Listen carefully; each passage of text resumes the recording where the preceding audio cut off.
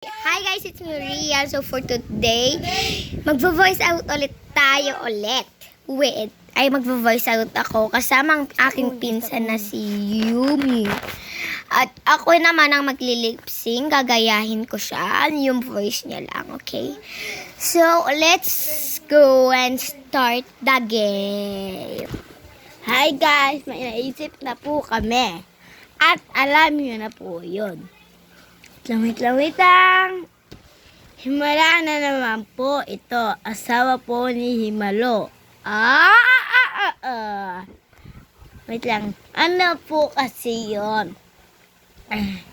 Tungkol sa mga hayop na ang mga may buntot. Alam niyo pa ba ang may mga buntot? Sige nga po, sabihin nyo. A. Aso. B. Kambing. C. Daga. Meron na po ba? Tama lahat. Dahil sila ay may mga sari-sariling buntot.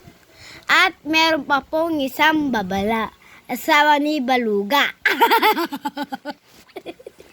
At eto po, nakakatawa na po ito.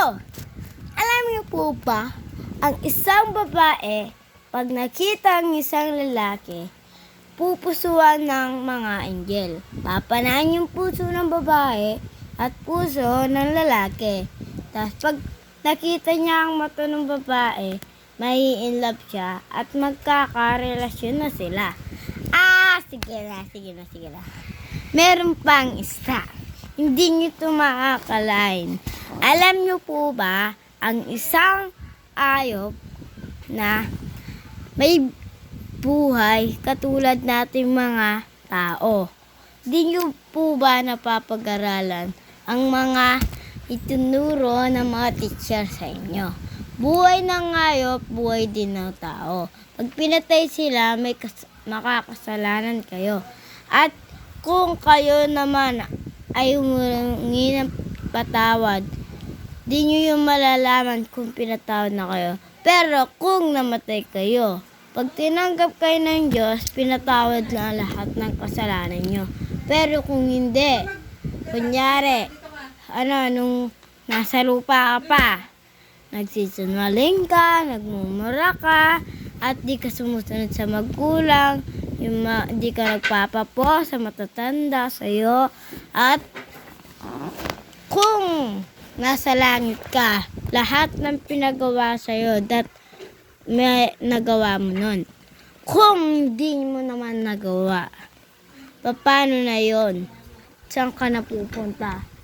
Kay devil o kay God?